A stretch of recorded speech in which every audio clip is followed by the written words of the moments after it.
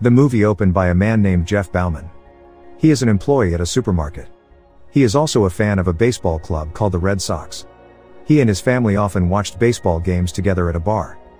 At the bar, he meets Erin, his ex-girlfriend. Jeff still loves Erin. At that time, Erin was collecting donations, because she was going to run the marathon in Boston. To get his ex's attention, Jeff helps Erin raise donations. Listen up! This young lady here is running the marathon. Stella, you fat fucks! And she'll take food stamps. When Erin was about to go home, Jeff chased after her. He asked if he could support her in the marathon. Jeff promised to wait for her at the finish line. In fact, the marathon coincided with the schedule of the Red Sox match. Erin looked doubtful that Jeff would come, because of his habit of being late and breaking promises. Before leaving, Jeff made a poster to support Erin. Patty, his alcoholic mother, can't understand why Jeff keeps trying to get Erin back. The marathon was attended by 27,000 participants. Jeff got ready to support Erin and tried to wait for her at the finish line. In the crowd, Jeff is run over by someone. This distracted him. Not long after that, in the supporter area, there were 2 explosions on the side of the road. In a big plume, we're hearing from bang on one side of the street. Unfortunately, one of the victims who suffered serious injuries was Jeff Bauman. It happened near Jeff, and he had to lose both his legs. Erin, who survived, immediately contacted her family using a phone in a bar. At that time, she also saw Jeff on TV and became the news headlines. Patty also gets a call, informing about the incident. Long story short, Jeff's family flocked to the hospital. The doctor called Jeff's parents. The doctor explained that Jeff was still alive, but he was bleeding and both his legs had to be amputated. The bomb exploded under his feet and it shattered most of his legs. Erin came to the hospital in a panic. She wanted to see Jeff's condition. After seeing the doctor, Patty saw her son's condition. She was crying and couldn't believe what had just happened to her son. News of the incident aired everywhere. According to the news, the bomb contained gunpowder. It was put into a pot filled with nails, bullets, and iron balls to magnify the damage. Charlie, Jeff's manager, came to the hospital. But Jeff's father thought he was a reporter who wanted to interview. Charlie came to tell them that Jeff would still be working with him. Also, he will provide insurance documents to cover the entire hospital bill. When Big D looked after Jeff, Jeff finally woke up. Big D told Jeff that he had lost his leg. Then, Big D realized that Jeff had something to say. He took out a paper and a pen. First, Jeff asked if Erin was okay. Later, he told that he had seen the bomber. Big D immediately woke his uncle and ran to call the FBI. Meanwhile, Patty and the others, including Erin, meet Jeff. With such conditions, Jeff still cares and loves his ex-girlfriend.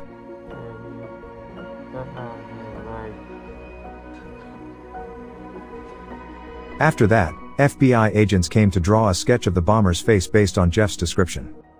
A few days later, news broke that there were 2 perpetrators of the bombing. They are siblings. The older brother was shot dead by the police. Therefore, Jeff's family was satisfied to hear the news. Meanwhile, Patty and Erin's relationship doesn't seem so good. Patty openly shows that she doesn't like Erin. On the other hand, Erin is very sad about what happened to Jeff. She didn't know what to do. She was still frustrated with his fate. When she was still dating Jeff, she had gotten used to Jeff being late or not coming at all, because he preferred to stay home or watch baseball games. But that time, he arrived just in time and bad luck befell him. Days keep changing. Jeff's photo appeared on the front page of the newspaper, and it was written that Jeff had identified the suspects and reported it to the FBI. Jeff became a local hero at that time. The second suspect was eventually caught. Meanwhile, Jeff is still battling the pain in his leg, especially when the nurses changed his bandage. Fortunately, Erin always stays there to accompany Jeff through his difficult times. Jeff said that Erin should see the poster he made to support her. Hearing that, Erin burst into tears and she apologized for this tragedy. Should have seen the sign I made for you. I'm so sorry. You don't owe me anything. 6 weeks later, Jeff was discharged from the hospital. He was greeted as a hero for successfully helping the FBI and the police to catch the bomber. Even when on the road, the community joined in welcoming Jeff to support him. You're a national fucking hero. Boston strong, Bauman strong, that was written on the large banner. At home, Jeff was greeted by his family and his close friends. They tell Jeff that now, He is a symbol of power and the world's attention. The house was also filled with packages delivered to Jeff. Patty invites people to party and drink beer. As if he didn't care about it all, Jeff asked Aaron to help him to the bathroom. Because he hasn't cleaned himself since he was hospitalized. Jeff was still processing everything that happened to him.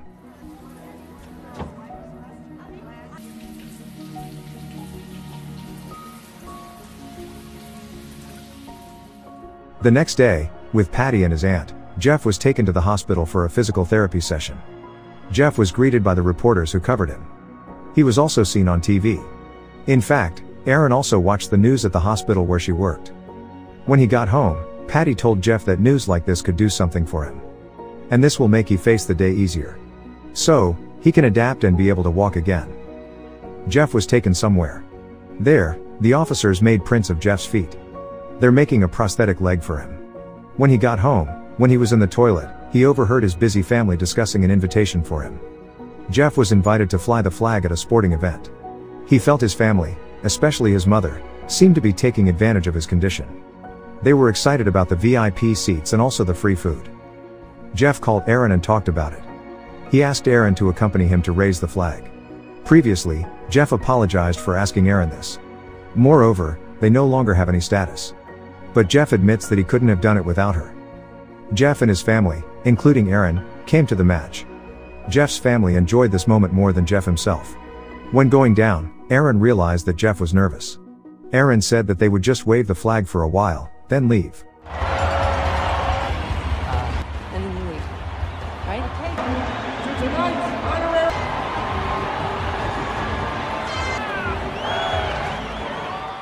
Shouts of support from the people were heard in the arena.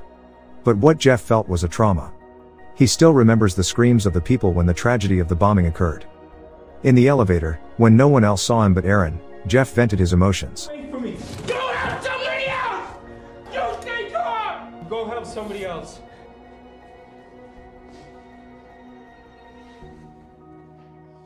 At home, Aaron told Jeff to tell his family about his feelings.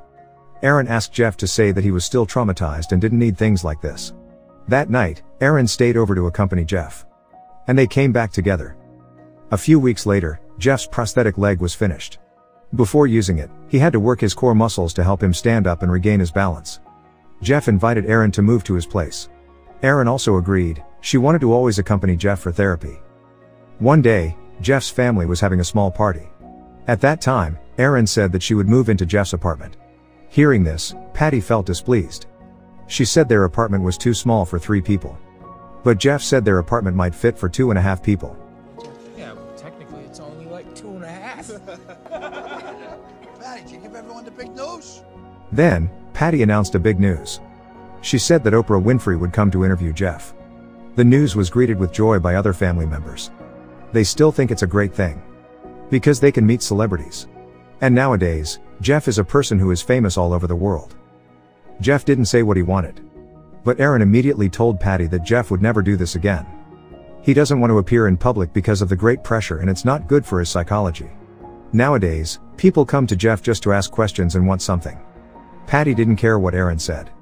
She asked Jeff to talk. Jeff felt disappointed with his mother, because she never asks his approval first. But Patty reasons that she just wants people to see how amazing her son is. But, without hurting his mother's feelings, Jeff apologized and refused to appear again in public. Another day, Aaron and Patty take Jeff to therapy. At that time, Patty asked Jeff to meet with Carlos, the person who saved Jeff. According to Patty, they should meet. Patty thinks the meeting between Jeff and his savior will be a news. But again, Jeff refused because he didn't want to remember the worst things in his life. Patty was still figuring out what Jeff had to do. While Aaron thought that Jeff should prioritize his time and energy on physical therapy and rehabilitation sessions. One night, while returning to the apartment, Aaron finds Patty asleep on the sofa. While Jeff was asleep on the toilet, covered in his own feces. Turns out Patty and Jeff had been drinking. Aaron was annoyed because she had to clean it. The next day, Aaron and Patty took Jeff for a therapy session. In the car, Patty talks about Jeff being asked to attend a game of the Red Sox, his favorite baseball team. Patty said that Jeff's presence would not make the Red Sox win. They argued about it. When starting therapy with his prosthetic, Aaron seemed to pay attention to how Jeff was feeling. Instead, Patty was just busy recording with her cell phone and making this content. When going home, Patty and Aaron argued. Aaron is sick of being thought of as stupid and always being blamed. In fact, all this time Jeff knew, Aaron had always supported him. And Patty was just taking advantage of his current state. Aaron finally vented the annoyance she had been holding back for so long, then she left Jeff and Patty. Did you just open your eyes for one huge circle? Look at me. Look at me. Fucking wasted and covered in his own shit. Huh? Say one more fucking thing about Amesbury Patty. I'll put. Go. Get in the car. Talk to me this way. She told her sister about it and said that she couldn't leave Jeff. Because at this time, Erin was 5 weeks pregnant. She hadn't found the right time yet and she planned to tell Jeff about it tonight. Jeff repeated his old habit. He didn't come when he had an appointment with Erin at a cafe. He instead enjoys drinking with his family at a bar. What's more, he got into a fight with the employees there. That whole thing, it was a conspiracy, right? Guys, war with Iran, you fucking douchebag. Oh, yeah? Fuck you! Hey, come on, man.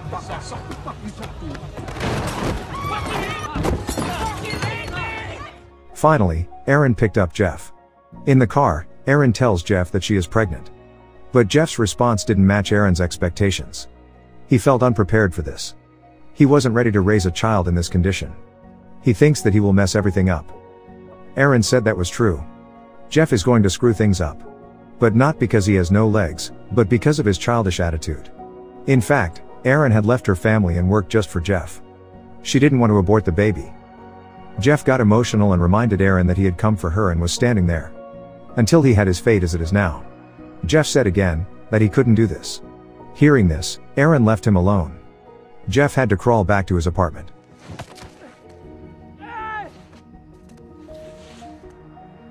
Mind your own fucking business! Hey! Please, please. Meanwhile, Erin packed her things to go back to her house. Jeff wasn't a jerk. But maybe it's too soon for him. In the midst of his unstable psychological condition since the terrible tragedy occurred. One day, Jeff meets Carlos, the person who saved him. Jeff always avoided meeting him. Carlos is neither a marathon runner nor a supporter. He is a father who lost his 2 children. His first son was a soldier, who died on the battlefield. He said that when the soldiers brought his son home, Carlos was frustrated and wanted to burn himself. But a soldier saved him from that stupidity. And he finally showed up at his son's funeral. While his second son committed suicide, because he lost his brother and could not stand to see his father like that. During the Boston Marathon, Carlos was there to give the American flag to his friends. When the first bomb exploded, his heart immediately moved to run towards the fire. And there, Carlos saw Jeff. Saving Jeff makes Carlos feel like he's saving his own son. And Carlos was grateful for that. According to Carlos, Jeff had helped him as much as he had helped Jeff. For that, Carlos thanked Jeff. You helped me as much as I helped you, and I came here to say thank you. Because of that emotional conversation, Jeff regained his purpose in life. From then on, he tried to attend physical therapy sessions alone, without Patty and Erin. Jeff tried not only for himself, but also for Erin and their future child. Jeff left Erin a message. He apologized for his childish behavior. He also said that he would try to get up again. So, he can show others and the world that he is okay. Another day, Carlos appears with Jeff at a baseball game. How are you? Good. I'm Jackie. How are you, Jackie? Jeff. Alright, so we're gonna walk you out right now. Alright, let's go. Jeff is there to open the match, which will be followed by his favorite team, the Red Sox. Jeff was warmly welcomed by thousands of fans who were there. Jeff looks great. And from the house, Erin could see that there was a change in Jeff.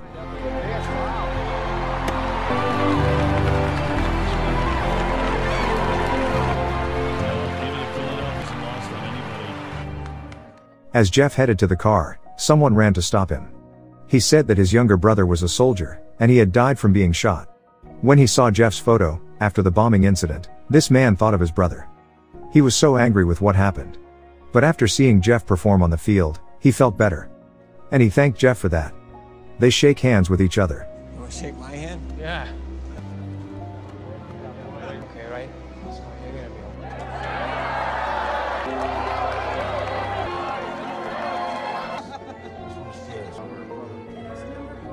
Jeff didn't think that such a small thing could make other people feel better. Jeff taught them all to be strong. Another day, Patty came to deal with the situation. After Jeff informed that Erin was pregnant, Patty began to change her drinking habits. That afternoon, Jeff struggled alone to walk with his prosthetic leg. Good.